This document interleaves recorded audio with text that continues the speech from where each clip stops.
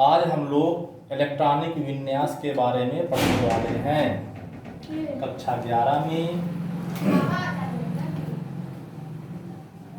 जो एक केमिस्ट्री का मुख्य चैप्टर है इलेक्ट्रॉनिक विन्यास अर्थात इलेक्ट्रॉनों का वितरण। इलेक्ट्रॉनों के वितरण के संबंध में अनेक वैज्ञानिकों ने समय समय पर अनेक नियमों का प्रतिपादन किया है। उनमें से पहला नियम है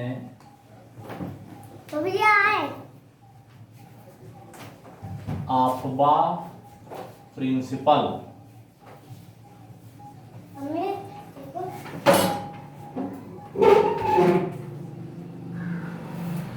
इस नियम के अनुसार किसी भी तत्व में इलेक्ट्रॉनों का वितरण उनकी बढ़ती हुई ऊर्जा के क्रम में होता है। अर्थात पहले इलेक्ट्रॉन कम ऊर्जा वाले कक्षक में भरे जाते हैं, तत्पश्चात उच्च ऊर्जा वाले कक्षक में इलेक्ट्रॉन भरे जाते हैं।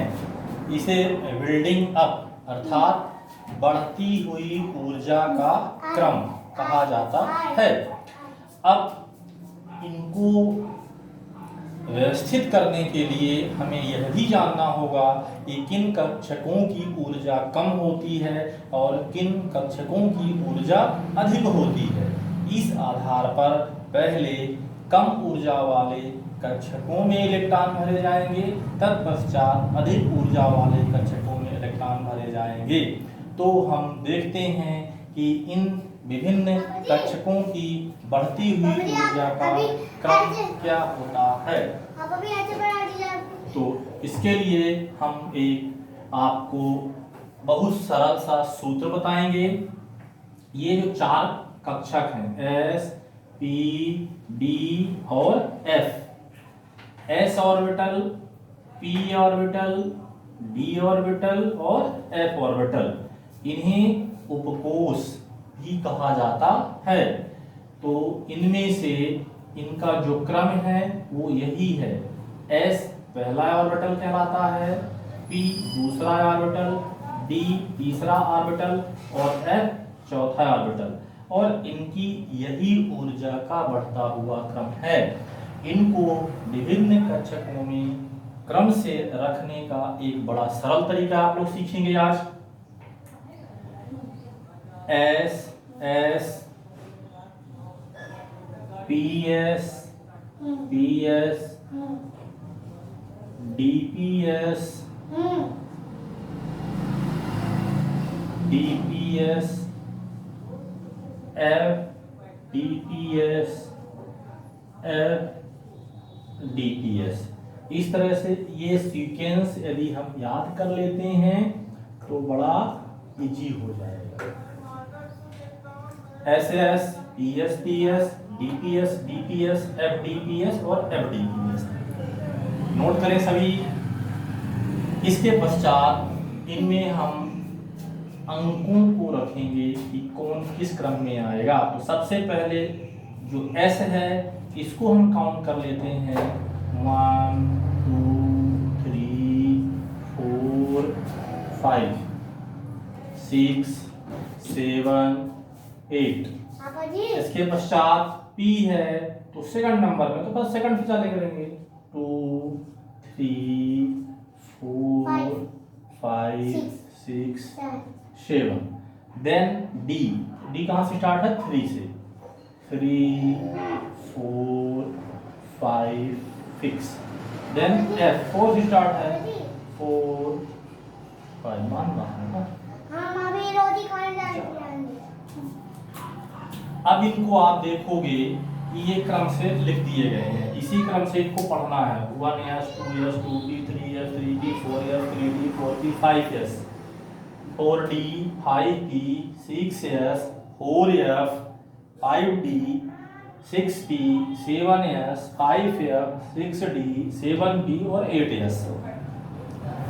ये इनकी बढ़ती हुई ऊर्जा का क्रम कहलाता है। इनमें आपको यदि सिंबल देना है तो इस तरह से इनमें इंक्रीजिंग ऑर्डर में आप ये सिंबल भी पुट कर सकते हैं।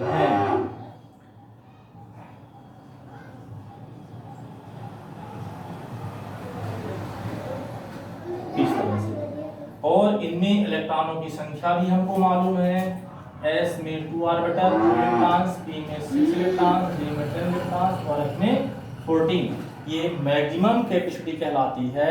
इसमें आप जो है इससे अधिक नहीं फिल कर सकते हैं, कम आप कर सकते हैं यदि इलेक्ट्रॉन नहीं है।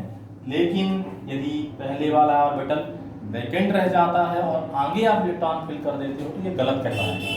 जब तक कम एनर्जी वाला ऑर्बिटल कंप्लीट फुल नहीं होता है तब तक आपको आगे नहीं चलना है। तो अब एग्जांपल आप देखिए, हम एक एटॉमिक नंबर लेते हैं जिसका टर्म नंबर है 50।